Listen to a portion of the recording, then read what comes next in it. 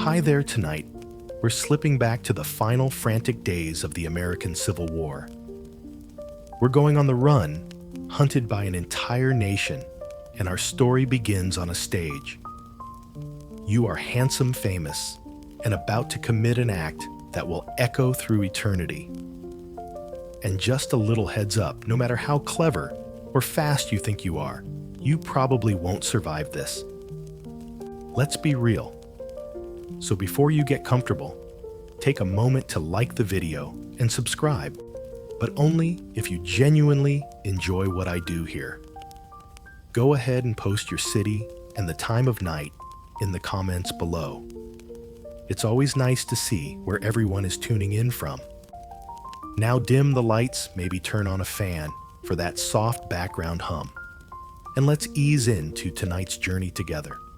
The air in Ford's Theater is thick with the scent of gaslight damp wool and cheap perfume. It's Good Friday, April 14th, 1865. From a dark hallway, you watch the performance on stage. You know the play, Our American Cousin, by heart. You've performed in this very theater. Your celebrity is your camouflage. No one questions your presence here. In your pocket, your hand cradles a single-shot Derringer pistol. It feels small, almost like a toy, but it's all you need. You time your move perfectly, waiting for the play's biggest laugh line, knowing the actor Harry Hawk will be alone on stage. As the audience roars, their laughter will muffle the sound of your work. You creep toward the door of the presidential box. Earlier today, you bored a small spy hole in the wood, a little trick of the trade that feels almost mundane given what's about to happen. You press your eye to the hole. There he is, the president. Tall, weary, framed in the candlelight. And his assigned bodyguard, John Parker, is nowhere to be seen, reportedly having slipped off to a neighboring tavern for a drink. Some things, it seems, are timeless. You quietly wedge the door shut. From the inside, push into the box, and raise the pistol, your arm steady. The world narrows to the back of Abraham Lincoln's head. The bang is both louder and softer than you expected. Smoke fills the small space. Major Rathbone, a guest in the box, lunges at you, and you slash at his arm with a large knife. Now for the exit. Your flair for the dramatic is about to get a serious workout. You vault over the railing of the box, a 12-foot drop to the stage below. Your spur catches on a flag twisting your fall. You land awkwardly, a searing electric pain shooting up from your left ankle. The fibula bone has snapped clean through, but the show must go on. You brandish your knife at the stunned audience and shout. Historians still argue whether you screamed "Sic semper tyrannis" or "The South is avenged." In the pandemonium, you hobble across the stage, a grotesque parody of an actor's exit, and disappear through a rear door into the Washington night. The largest manhunt in American history has just begun, and you are the prize. You stumble out into the alley behind the theater, the screams from inside just beginning to spill into the night. Your leg is a mess, a dead weight of agony, but adrenaline is a powerful, if temporary, painkiller. There's a young stagehand, a boy nicknamed Peanuts, holding the reins of your rented mare just as you arranged. You practically throw yourself into the saddle, kick the horse into a desperate gallop, and clatter onto the dark gaslit streets of Washington. Every jolt of the horse on the cobblestones sends a fresh wave of fire up your leg. You have to clench your teeth to keep from crying out. This was not part of the plan. A grand, clean escape has already turned into a frantic, painful flight. You navigate the city by moonlight, your actor's memory of the Capitol's layout serving as a perfect map. A few blocks away, you meet your prearranged accomplice, David Harold. He's young, impressionable, and an excellent woodsman, your designated guide for the journey south. He's the 19th century equivalent of a getaway driver, and right now, you need him desperately. He looks at your pale, sweat-soaked face with alarm, but there's no time for explanations. Together, you ride hard for the Navy Yard Bridge, the main artery leading into southern Maryland. It's well after 10 p.m. The city is starting to lock down. This bridge is your first real test. A military rule instituted just a week prior closed it to all traffic after 9 p.m. to prevent Confederate spies from slipping out of the Capitol. As you approach a lone Union sentry, Sergeant Silas Cobb steps out of his guardhouse lantern, held high, and bars your path. This is it. One man stands between you and escape. You give him a plausible name and story, claiming you're heading home to nearby Charles County. He's hesitant. He has his orders. Historians still argue about the precise words exchanged in the darkness, but your charisma, even when you're racked with pain, still works its magic. You're a gentleman, well-dressed, well-spoken. Cobb, perhaps tired or unimpressed with his orders, makes a fateful decision. He lets you pass. A few minutes later, Harold arrives and uses the same excuse. Cobb lets him pass too. You've slipped through the first dragnet. Behind you, Washington is erupting into a frenzy of telegraphs, galloping cavalry, and shrieking headlines. But ahead of you is only the dark road, the whispering pines of Maryland, and the cold, constant throb in your broken leg. You are free for now. The 30-mile ride is a special kind of hell. Every hoofbeat is a hammer blow to your leg. The initial shock has worn off, replaced by a deep, nauseating ache that radiates through your entire body. You're slouched in the saddle, gripping the pommel with white knuckles, trying to find a rhythm that doesn't feel like pure torture. David Harold rides beside you, a shadow in the moonlight, his youthful confidence a stark contrast to your grim silence. By the time you reach the sleeping farm of Dr. Samuel Mudd near Bryantown, it's around 4 a.m. The sky is just beginning to soften from black to a bruised purple. This is the 1865 version of a very inconvenient emergency room visit, minus the insurance questions. Harold dismounts and pounds on the farmhouse door. A light appears, and the doctor himself, still in his night clothes, opens it with caution. You remain on your horse, a pathetic, huddled figure. Harold explains that his companion had a riding accident. Dr. Mudd, a man you've met at least once before through Confederate sympathizer networks, helps you down from the horse. He'll later swear he didn't recognize you in the dim light with your face half hidden by a scarf and theatrical whiskers. We'll just file that under convenient memory loss for now. Inside, he lays you on a sofa. The relief of being horizontal is immediate and immense. He examines the leg, his professional touch surprisingly gentle. The diagnosis is quick, a clean break of the fibula, a few inches above the ankle. To properly set the bone, he has to cut off your expensive, custom-fitted riding boot. He slits the fine leather from top to bottom, a shame but necessary. He fashions a crude splint from an old wooden bandbox. The process is excruciating, but you bite down and endure it. Afterwards, exhausted and drifting on a wave of laudanum-laced whiskey, you are helped to an upstairs bedroom. You've just left a crucial piece of evidence behind that sliced-open boot with your initials and the maker's mark inside. A real rookie mistake. Historians still argue with immense passion about how much Dr. Mudd truly knew. Was he just a country doctor doing his Hippocratic duty for a stranger in the night? Or was he a key accomplice who knew exactly who was upstairs in his guest bed. As you drift into a fitful, pain-haunted sleep, you don't know that this one house call will make Dr. Mudd one of the most controversial figures in this entire saga.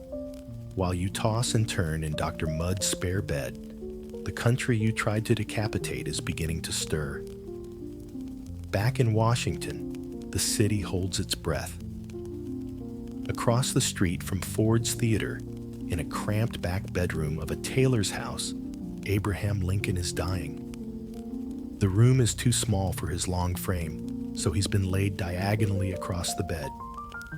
Cabinet members, generals, and family shuffle in and out, their faces pale in the gaslight. The only sounds are the ticking of a clock on the mantel and the president's labored breathing.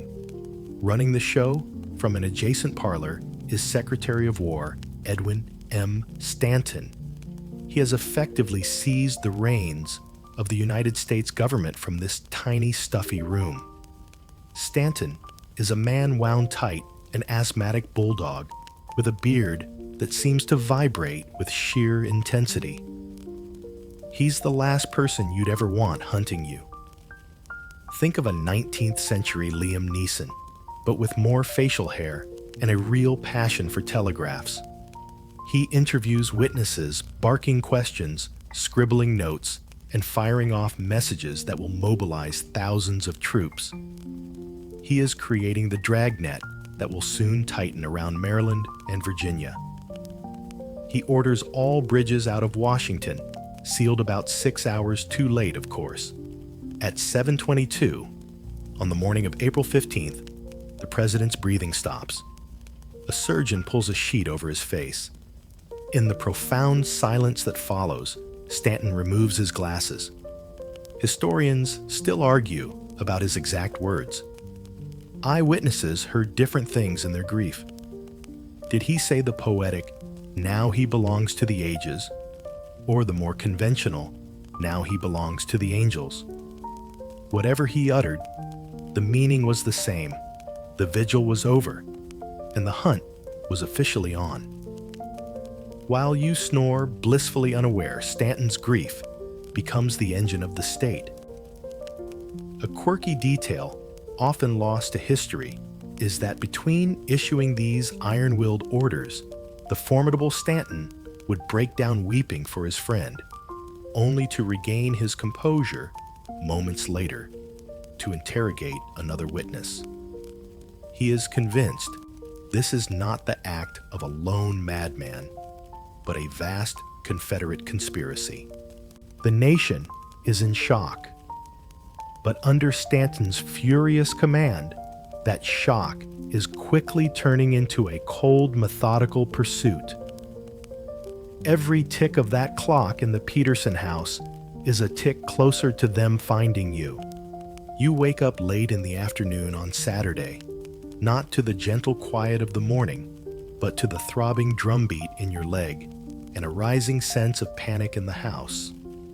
Dr. Mudd has returned from his trip into Bryantown, and his bedside manner has chilled considerably.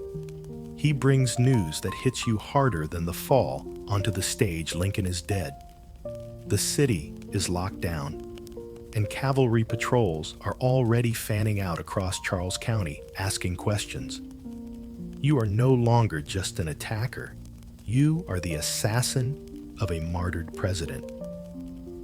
You have, in short, become the house guest from hell, and the doctor makes it clear that your checkout time is right now. Getting back on a horse with your leg in a crude splint is a new level of agony, but you have no choice. The comfortable bed and brief respite are over. Dr. Mudd provides you with a pair of crutches he happened to have, which feels both helpful and insulting. He then points you toward your next sanctuary. Historians still argue about how helpful he was at this point. Did he just give you vague directions? Or did he personally ride with you for a mile to ensure you were on the right path to the home of Samuel Cox, a wealthy Confederate sympathizer? Either way, his message is clear: get off my property. Cox is more welcoming, but also unwilling to shelter the most wanted man in America in his home. He gives you a meal, some whiskey, and an idea. He knows a man, Thomas Jones, a former Confederate agent, who knows every secret path and waterway in the region. And he knows the perfect hiding place, the Zekiah Swamp. The name alone is enough to give you pause. Zekiah was a vast tangled wetland a mile wide and 20 miles long. It was a place of sucking mud, thick undergrowth swarms of insects, and venomous snakes, basically a 5-star hotel of pure misery. For centuries, it had been a refuge for those escaping the law and was considered so impenetrable that Union patrols were unlikely to venture deep inside. As night falls, Thomas Jones appears. He's a quiet, serious man who understands the gravity of his task.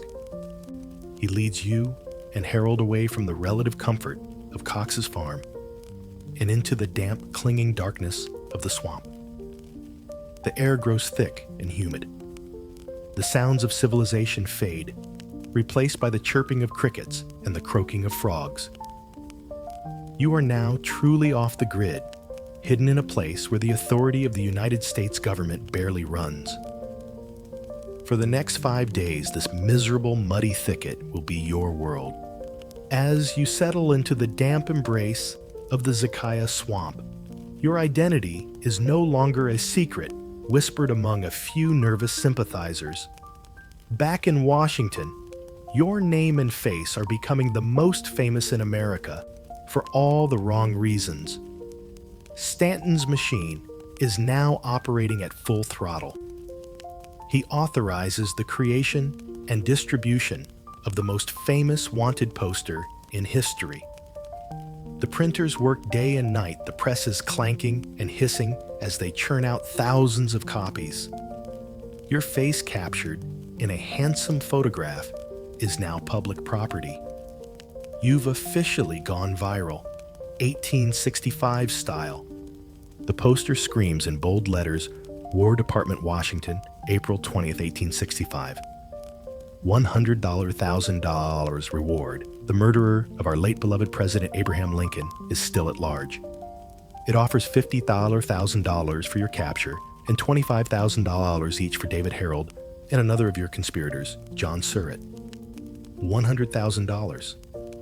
In today's money, that's millions. It's a life-changing, dynasty-founding fortune. Suddenly, every out-of-work soldier, every farmer with a pitchfork, every nosy neighbor from Maine to Mississippi has a very compelling reason to pay close attention. The hunt is no longer just a job for the cavalry. It's the national lottery, and you are the winning ticket. These posters, utilizing a relatively new technology called the carte de visite to display photographs, are sent by rail to every major city.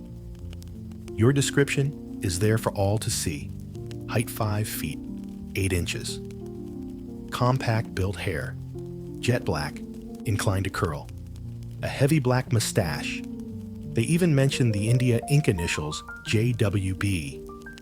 You had tattooed on your hand between your thumb and forefinger a detail provided by actors who knew you. Historians still argue whether this massive reward was a brilliant tactic or a clumsy mistake. On one hand, it turned the entire population into a network of informants. On the other, it created a blizzard of false sightings and mistaken identity arrests that sent detectives on wild goose chases across the country. Men who vaguely resembled you were dragged into custody from Ohio to Pennsylvania. While you're swatting mosquitoes in a Maryland swamp, a dozen versions of you are being interrogated hundreds of miles away. The real effect of the reward is to create an atmosphere of pure paranoia. No one can be trusted. Every stranger is a suspect, and every friend is a potential betrayer. The price on your head is so high, it could make a man forget all about Southern loyalty. Your new home is a dense pine thicket on a small hill overlooking a path. It's not much, but it's hidden. Thomas Jones, your sole lifeline has instructed you to lie low and make no sound. For 5 days, this is your universe. It's the worst camping trip imaginable. Your only tent mate is David Harold, who is quickly revealing himself to be less of a hardened Confederate agent and more of a complaining teenager. The food is terrible, the ground is always damp, and the park rangers are, well, the entire United States Army.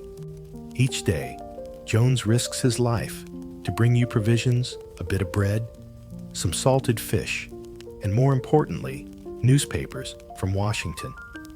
This is your first chance to see what the world is saying, and it's not what you expected. You sit propped against a tree, your splinted legs stretched out before you, and you doomscroll 1865 style. The headlines are screaming for your blood. They call you a fiend, a monster, a common cutthroat. You scan the columns searching for a single voice of support, a single editorial praising your blow for the South. There are none. Even in Richmond, the former Confederate capital, your act is condemned as a cowardly assassination that dishonors the Southern cause. This stings more than your broken bone. You truly believed you would be hailed as a hero, a modern-day Brutus. Frustrated and isolated, you turn to your only confidant, a small leather-bound diary. It's actually a pocket appointment book from the previous year filled with blank pages. You pull out a pencil and begin to write the words, tumbling out in a torrent of self-pity and justification for doing what Brutus was honored for. I am looked upon as a common cutthroat, you scribble. You rage against the press, against the men who turned on you, against the fate that has left you crippled and hiding in the mud. Harold watches you, his patience wearing thin. He just wants to flee, to give up, to do anything but sit here and wait for the inevitable. The two of you are a terrible odd couple, the brooding tragic star and his whining sidekick. Historians still argue about this diary. When it was found on your body, several pages were missing, neatly excised. Did you tear them out yourself to protect others? Or did Stanton's men remove them, hiding a truth they didn't want the world to see? For now, it's your only comfort, a place to plead your case to a history you hope will be kinder than the newspapers. On the 5th night, your long-suffering host, Thomas Jones, finally brings good news. The intense cavalry patrols have moved further south, and the river is as clear as it's going to get. It's time to go. He leads you out of the pine thicket, and the simple act of moving feels like a luxury, even with the fire in your leg. He takes you to a secluded creek that feeds into the mighty Potomac River. There, tied to a tree, is your chariot to freedom, a small, flat-bottomed fishing boat. It looks less like an escape craft and more like something you'd win at a school fair. This is not exactly a high-speed vessel. Jones gives you a candle, a compass, and final instructions. He tells you to row toward Machadoc Creek in Virginia, where you'll find another Confederate sympathizer. He takes the paltry sum you offer him for his services, just $17, pushes your leaky bathtub of a boat into the current, and melts back into the darkness. You're finally on your way, or so you think. You are an actor, not a sailor, so Harold is in charge of navigation. You're just the passenger, your splinted leg propped up awkwardly, taking up most of the boat. The night is pitch black, and the Potomac is wider than you imagined, a vast expanse of dark, choppy water. The tide is going out, pulling you downstream. Harold rows with all his might, but the combination of the current and the darkness is disorienting. It's the 1865 equivalent of your GPS failing in the middle of nowhere and you stubbornly insisting you know a shortcut. Historians still argue about what exactly went wrong. Was Harold simply an incompetent navigator? Did the compass spin uselessly? Or was the outgoing tide just too strong for one man in a tiny boat? Hours later, exhausted and chilled to the bone, you finally see a shoreline and gratefully paddle toward it. You've made it. Virginia. Freedom. Harold gets out and trudges inland to get his bearings. He returns a few minutes later with a look of utter defeat on his face. This isn't Virginia. This is Maryland. You've been rowing in a circle. The current has swept you northwest, right back into the state you were so desperate to leave. You've wasted an entire night, precious food, and what little energy you had left, only to end up stuck in the mud of Nanjemoy Creek a few miles from where you started. The despair is crushing. The river your highway to safety has spit you back out. As you and Harold lie low in the Maryland woods, nursing your failure and waiting for another chance at the river, the world you left behind is collapsing on your friends. Stanton's Dragnet isn't just about finding you. It's about rolling up your entire network. One by one, your co-conspirators are being plucked from the shadows and thrown into the grim confines of the old Capitol prison. Each capture is another thread in the narrative that leads directly to you.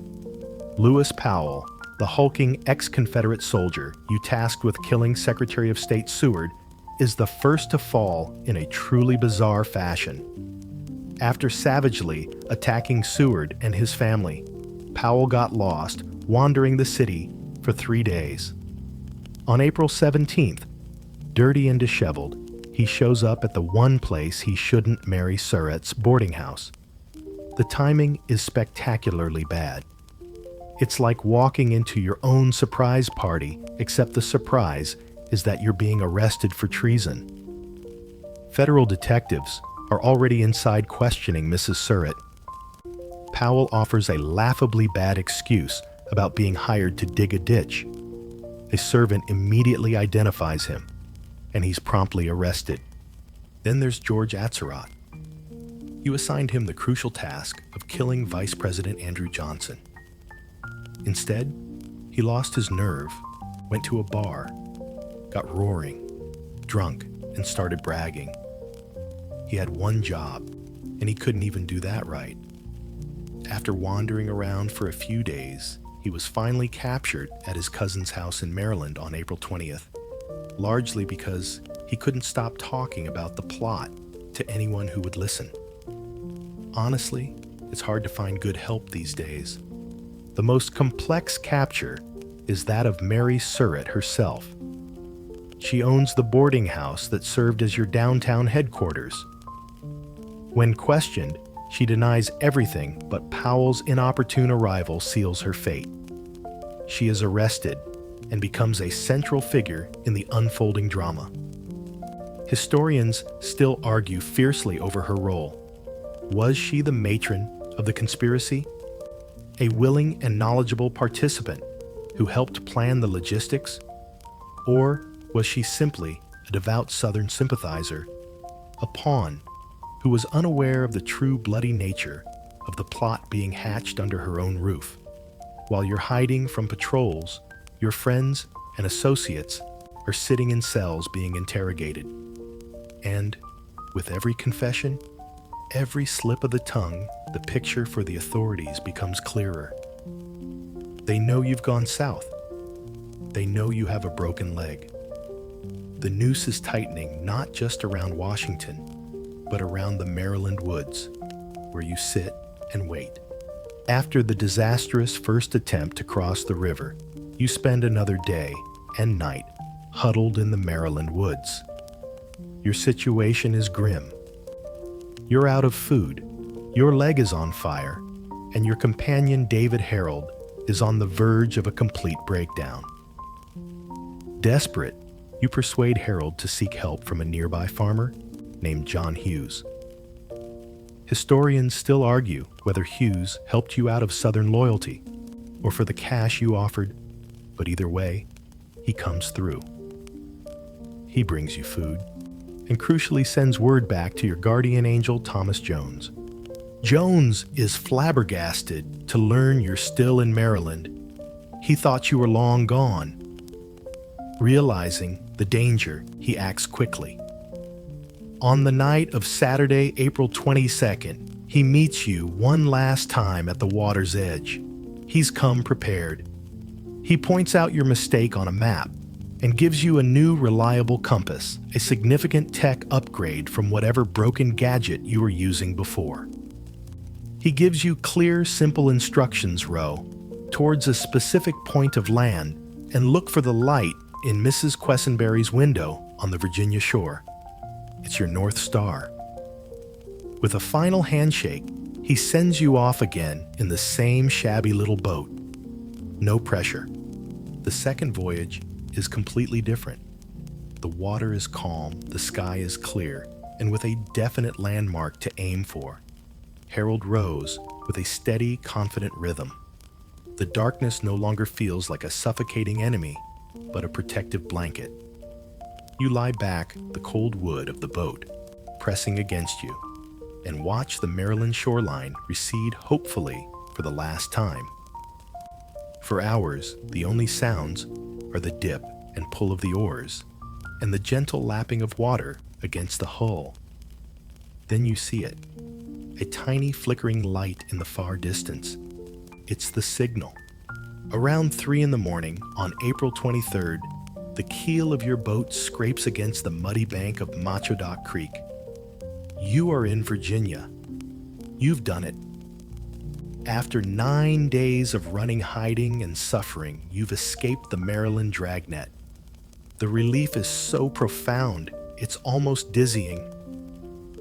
You feel like a soldier who has finally reached the safety of his own lines.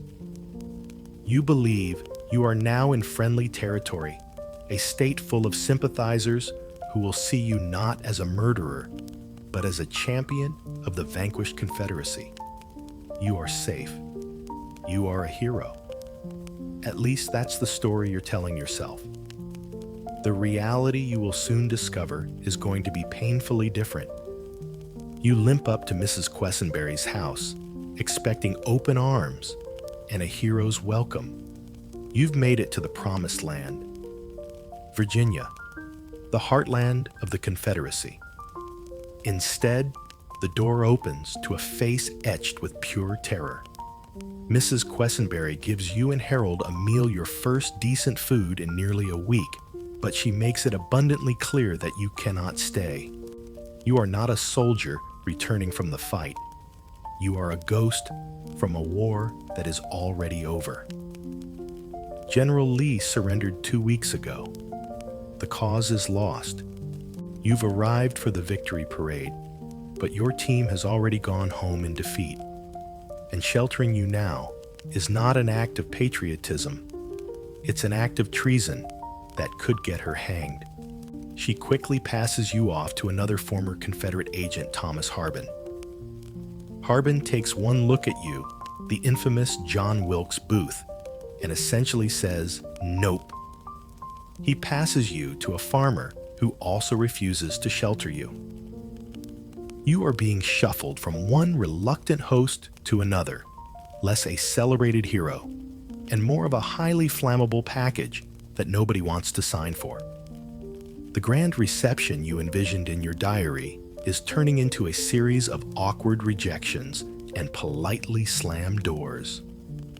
Your celebrity, which you thought would be your key to safety, is now your biggest liability. Everyone knows your face, and everyone knows the massive reward on your head.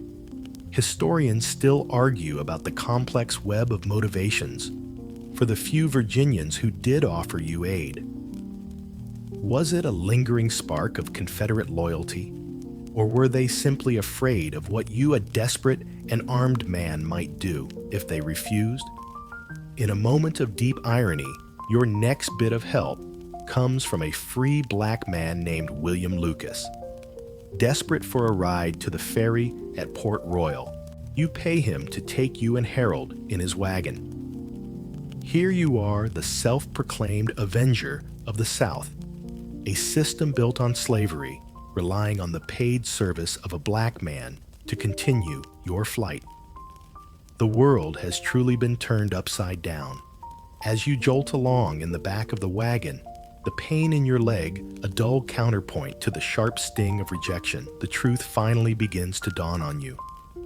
There is no haven here. There is no army waiting to rally to your name. You are utterly terrifyingly alone. After crossing the Rappahannock River at Port Royal, you are led down a dusty lane to a modest-looking farm.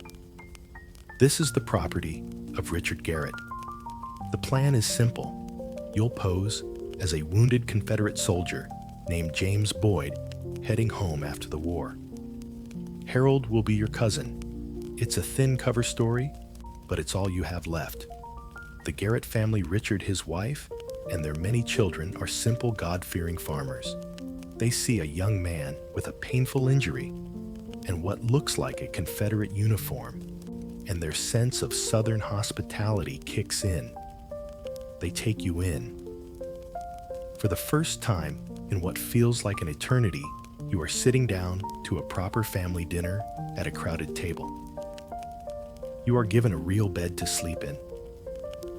After days in swamps and on the run, the simple comfort of a straw mattress and clean sheets feels like the height of luxury. It's a moment of deceptive peace. You let yourself believe, just for a night, that you've finally found a safe harbor where you can rest, heal, and plan your next move. Harold, ever the freeloader, is enjoying the hospitality, charming the Garrett daughters, and eating his fill. But your performance as a humble soldier isn't entirely convincing. The Garretts are plain-spoken farmers. You are a world-famous actor, and you can't quite turn off the drama. You are too well-spoken, your clothes too fine for a common grunt. One of the Garrett sons who had served in the army notices your boots are of a much higher quality than any standard-issue footwear. Your reaction to a group of Union cavalry riding past the farm, a flash of pure panic, also raises their suspicions. You're just a little too jumpy for a man who is supposedly out of the war. Historians still argue about how much the Garretts really suspected. Did they truly believe your flimsy story, or did they have a growing unspoken fear about who this mysterious, well-dressed soldier really was? By the next day, April 25th, their hospitality has cooled. They are wary of you. When you ask to stay another night, Richard Garrett agrees, but with a condition. You and Harold won't be sleeping in the comfortable house anymore. You can sleep in the tobacco barn out back. It's a polite but firm eviction from the family home. They lock you in for the night, supposedly for your own safety. The lock isn't to keep intruders out, it's to keep you in. The sanctuary has just become a prison. While you settle into the dusty hay of the Garrett's tobacco barn, feeling the cold weight of the lock on the door, the forces hunting you have finally gotten their big break. For days, the manhunt had been a series of frustrations and false leads. But now, a team of federal detectives, led by a hard-bitten former officer named Everton Conger, has found the weak link in your chain of sympathizers. His name is William Jett. Jett is a young ex-Confederate soldier, one of the men who had guided you from the ferry to the Garrett's front door. The detectives track him down to a hotel in Bowling Green, Virginia. This isn't some formal, sterile interrogation room. The fate of the manhunt is decided in a stuffy room in a small-town hotel. It's the classic movie scene where the determined cops finally corner the guy who knows everything. Jett faced with seasoned, relentless investigators who promise him either a noose or a share of the reward. Money makes his choice. So much for that legendary Southern loyalty. It's amazing how quickly principles can evaporate when faced with a long prison sentence. Historians still argue about whether Jet was a willing informant, eager for the reward, or a terrified young man coerced by threats. Either way, he sings like a canary. He tells Conger and his men everything about the two fugitives, one with a broken leg, about their journey across the river, and most importantly, he tells them, "You are hiding at the farm of a man named Richard Garrett." It's the first solid, actionable intelligence they've had in days. The pin has finally dropped on the map. Conger doesn't waste a second. He gathers a detachment of 26 soldiers from the 16th New York Cavalry, a tough, battle-hardened unit that has seen it all. They saddle up and force Jet to ride with them as a guide. As you lie in the dark, perhaps drifting into an uneasy sleep, a column of determined horsemen is thundering through the Virginia night. They ride with a grim purpose, their sabers rattling the dust from their horses' hooves, rising like a ghost in the moonlight. They are no longer searching. They are no longer guessing. They are coming straight for you. The net that was cast 12 days ago is finally being drawn shut. You are woken from a shallow sleep, not by the morning sun, but by the sound of pounding on the farmhouse door and the frantic barking of dogs. It's around 2 a.m. on April 26th. Peeking through a crack in the barn wall, you see the terrifying sight of flickering torches and the dark silhouettes of Union cavalry surrounding your hiding place. The game is up. This is the final boss level, and you've run out of extra lives. One of the Garrett sons, forced by the soldiers, unlocks the barn door. The moment of truth has arrived. A voice from the darkness. Detective Congers calls out for you to surrender. He promises you'll be treated fairly if you give up your weapons and come out. Inside the barn, David Harold immediately panics. This was never his fight, not really. He wants to surrender. You call him a coward, but his mind is made up. After a brief, tense negotiation, Harold whimpers his way towards the door and gives himself up. He raises the white flag so fast, it's a blur. Now you are truly alone, a cornered animal in a wooden cage. But you are John Wilkes Booth. You are an actor. You are not going to be taken quietly. For the next hour, you engage in a strange dramatic dialogue with your captors. You lean on one of your crutches, your carbine in hand, and project your voice like you're playing to the back row at Ford's Theater. Captain, you call out, "This is a hard case, I swear. I am a cripple." You try to negotiate, asking them to withdraw 50 yards so you can come out and fight them like a man. You're trying to direct your own final scene, but the soldiers aren't interested in your script. Conger's patience wears thin. He wants this over. He makes a fateful decision. "Fire the barn," he orders one of his men. Historians still argue whether this was a necessary tactic or a reckless escalation. Stanton wanted you alive, but Conger wanted you captured one way or another. A soldier slips around to the back and lights a pile of hay. At first, it's just a wisp of smoke, a tiny crackle. Then with a sudden whoosh, a wall of flame erupts, and the dry tobacco and wood of the barn begin to burn with incredible speed. The interior is lit up in a hellish orange glow.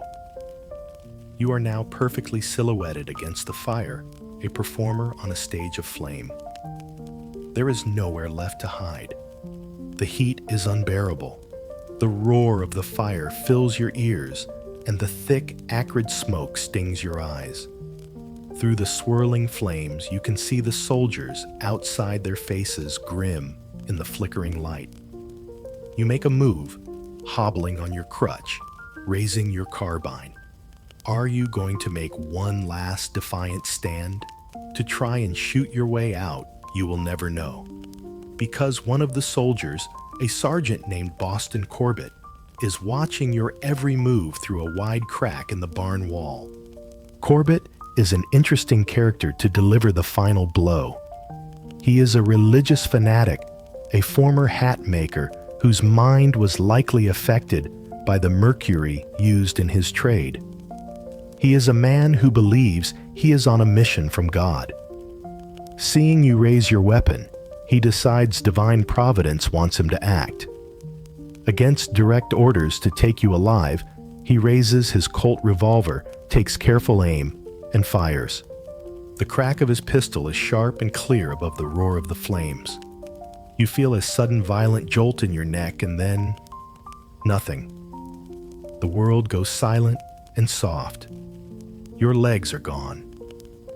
Your arms, which held the weapons of a self-proclaimed liberator, are numb. The bullet has hit you in almost the exact same place you shot Lincoln, severing your spinal cord. You collapse into a heap in the hay. Soldiers rush in, grabbing your inert body and dragging you out of the inferno. They carry you to the porch of the Garrett house and lay you gently on a mattress.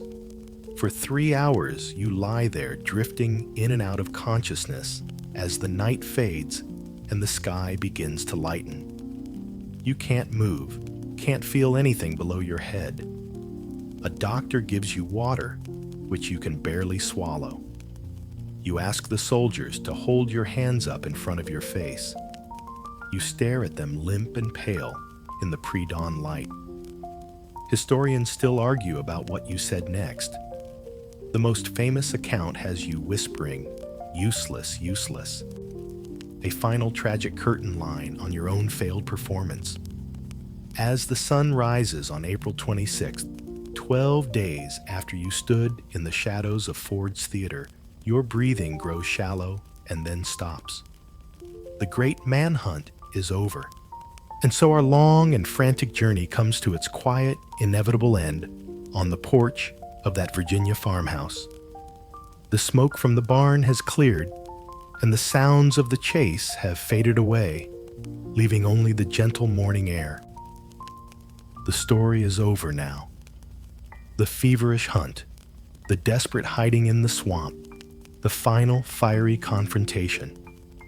All of it can recede into the soft darkness of the past.